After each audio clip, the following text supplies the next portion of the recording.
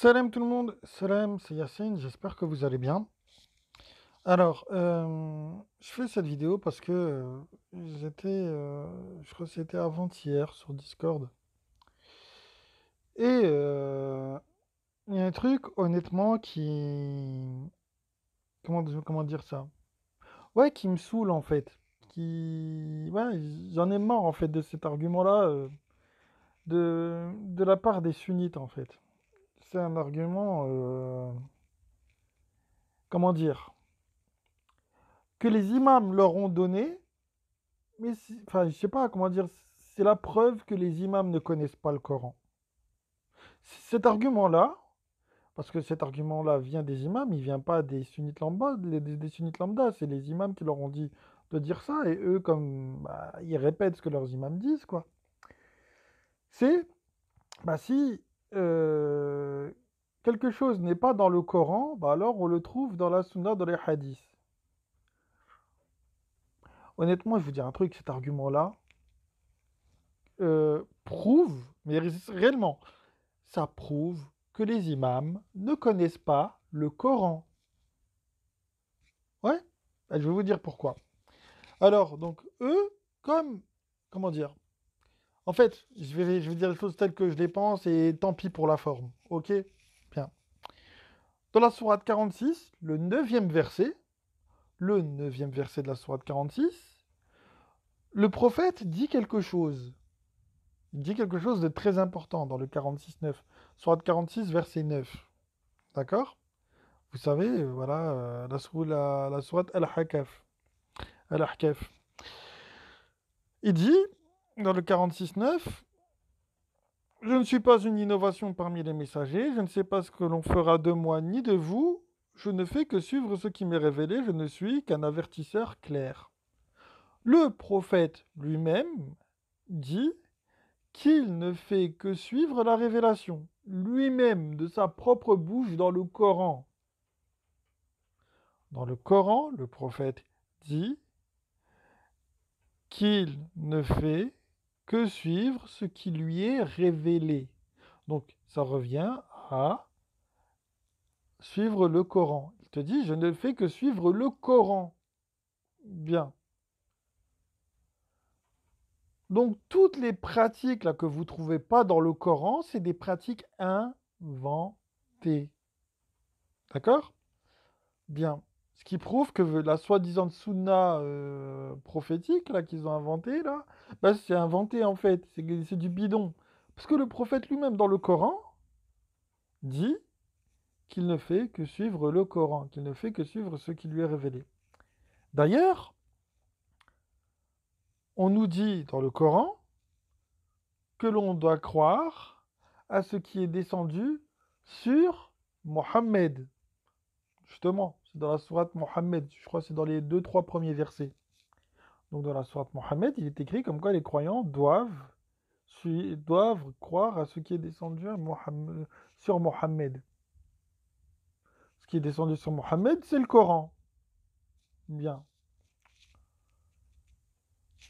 Juste en sachant ça, bah, l'argument voilà, qui te dit non mais que si on ne trouve pas quelque chose dans le Coran, eh ben, on va le trouver dans la Sunna. C'est faux. Parce que la Sunna du prophète, coraniquement, ça n'existe pas. Ça n'existe pas, c'est une invention. Bien.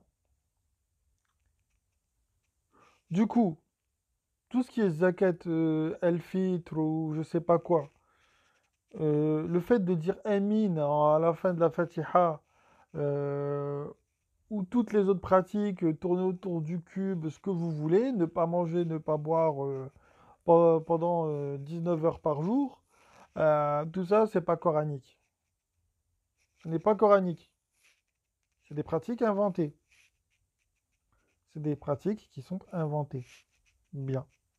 Donc normalement, un sunnite, s'il est honnête, eh ben normalement il devrait me dire, ouais Yacine, t'as raison. Il va me dire, Yacine, t'as raison. C'est simple. Voilà. Deuxième petite chose. Alors, moi, il y a un truc aussi pareil, où l'on voit clairement qu'il y a un problème. euh, t'as encore des gens, voilà, qui comment dire, qui essayent de justifier des choses en disant, oui, non, mais c'est des choses qui se sont toujours faites. Exemple, la fameuse prière, bah, vous savez, là, tourner vers la Mecque 5 fois par jour, etc. Là, ils te disent, bah, si c'est une prière qui a été faite comme ça de génération en génération, bah, ils en déduisent du coup que c'est cette prière-là qui a dû être faite par le prophète. Qu'est-ce que vous en savez? Qu'est-ce que vous en savez en fait? Vous n'en savez strictement rien. Vous n'en savez strictement rien. Est-ce qu'il y a quelqu'un parmi vous qui a vu le prophète prier déjà? Personne. Personne n'a vu prier. Personne. Quelqu'un qui me dit qu'il sait comment le prophète priait, c'est un menteur. C'est un menteur parce qu'il ne l'a pas vu. Donc il ne peut pas savoir. Il peut pas savoir. Il n'y a pas non plus de hadith qui te décrivent la manière de prier. Il n'y en a pas. Il n'y en a pas. J'ai demandé à quelqu'un qui est à fond dans les hadiths et tout. Il m'a dit ça n'existe pas. C'est quelque chose qui se fait de génération en génération. C'est la réponse qu'il m'a donnée. Donc du coup, votre manière de prier, qui vous dit que c'était celle-là que le prophète y faisait? Premier élément. Deuxième élément, dans le Coran, Allah dit qu'il répond au dua. Il ne dit pas qu'il répond au salat. Lui il dit qu'il fait la salat, on te dit que lui et les malaïkas, ils s'allient sur les moumines. Mais on ne te dit pas qu'il répond au salat. Ça prouve bien que la salat n'est pas une prière si Allah et les malaïkas, ils s'allient sur les moumines. Ça prouve bien que ça n'est pas une prière. Parce que perso, je ne vois pas Dieu sortir un tapis de prière et faire ce que vous faites, hein. Perso, pour moi, c'est pas possible. Euh, et aussi, un dernier truc, enfin, je comprends pas en fait. C'est que on sort le Coran, on donne le Coran, on donne des versets du Coran pour argumenter, d'accord? Et tu as toujours des personnes qui vont venir et qui vont faire genre, non mais en fait, tu vois, il y a de la polysémie dans le Coran. Ah bon? Il y a de la polysémie dans le Coran maintenant. C'est bizarre parce qu'après, quand je prouve qu'il n'y a pas de polysémie dans le Coran, les personnes, elles disent, si, si, non mais c'est polysémique. Alors, je vais être clair, il n'y a ni synonymie, ni polysémie dans le Coran. Ça n'existe pas. Vous savez pourquoi? Parce que le Coran, la langue coranique, enfin en tout cas le Coran nous dit que il a été révélé dans une lisana arabi mubin. Mubin. Mubin. Mubin qui porte en elle l'épreuve. Mou qui porte el bayen, l'épreuve. Et quand tu regardes dans le Coran, pour prouver le sens d'un mot, tu utilises quoi? Sa racine, la racine du mot, la racine trilétaire du mot. D'accord? Tu prends cette racine-là et tu regardes dans tous les versets comment cette racine est développée. Et comme ça, tu comprendras le sens du mot. Une racine, dans le Coran, ne peut pas être polysémique. Elle renvoie toujours au même champ lexical. Exemple, Huden, Yahoud. Huden, ceux qui se sont guidés, ceux qui sont guidés. Yahoud, ceux qui vont à l'encontre de la guidée. Par exemple. Par exemple. Un autre exemple, Eslam, le fait de s'élever. Muslim, Mou, qui porte la Eslam, l'élévation. C'est celui qui cherche à s'élever. Autre exemple, Emena, le fait d'avoir confiance, le fait d'adhérer. Et le Moumin, celui qui porte l'adhésion, celui qui adhère. Voilà. Vous voyez qu'il c'est des choses qui sont très simples. Donc, voilà, c'est ce que j'avais à dire en gros. Voilà, les gens, en fait, j'aime bien parce que c'est des gens qui n'étudient pas le Coran, qui laissent qui ont donné leur cerveau à d'autres, d'accord, qui essaient de me contredire sur ces points-là, et perso, c'est dérangeant. Et t'en as même qui pensent que l'arabe tel qu'il est parlé aujourd'hui, déjà, tu as plein de dialectes arabes. Déjà, regardez, rien qu'entre Algériens et Marocains, le dialecte, c'est pas le même. D'accord? Et t'en as qui pensent que l'arabe du Coran, c'est le même arabe qui parle. Non, non, rien à voir. Rien à voir. L'arabe du Coran est un arabe qui n'est absolument plus parlé aujourd'hui. Ils ont changé le sens des mots. Preuve, salat, ils en ont fait prière. Dora, ils l'ont traduit par invocation.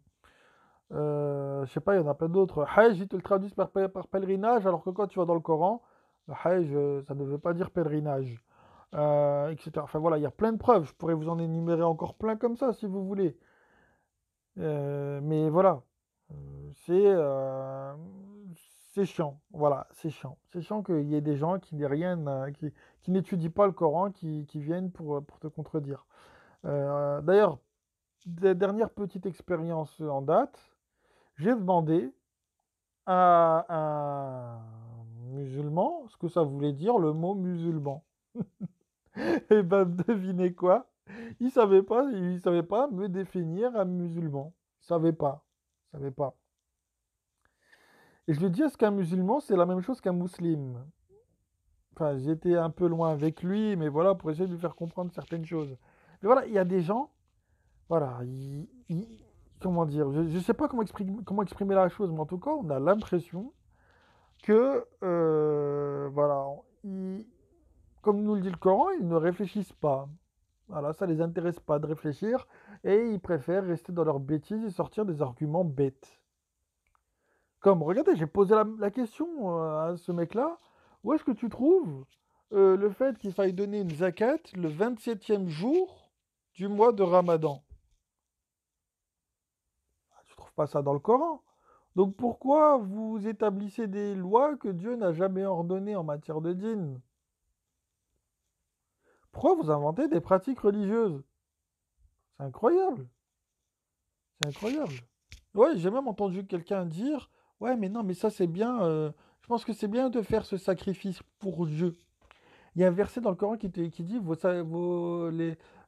sacrifices, voilà, en gros, n'atteignent pas Dieu, mais vos sacrifices atteignent vos associés par contre. Il y a un verset qui en parle de ça, j'avais fait une vidéo sur ce sujet-là il y a pas très longtemps. Donc voilà, le problème il est là, c'est que en fait, il y a plein de pratiques qui sont inventées et les gens ne lisant pas le Coran, bah, ils ne voient pas que ce sont des pratiques qui sont inventées, que Dieu n'a jamais demandé ça. Et si vous pratiquez quelque chose que Dieu n'a pas demandé, il y a de fortes chances que vous êtes dans le shirk. Ouais, il y a de fortes chances que vous êtes dans le shirk. Et le shirk, ça commence à partir de quand? C'est à partir du moment où vous ne réfléchissez pas par vous-même. Vous voyez très bien dans le Coran, les gens qui sont dans le shirk, ils suivent des choses bêtement, ils ne réfléchissent pas. Donc le shirk, ça commence déjà par ne plus réfléchir par soi-même. Voilà. Sur ce, bah, moi je vous passe le salam et je vous dis à une prochaine. Salam.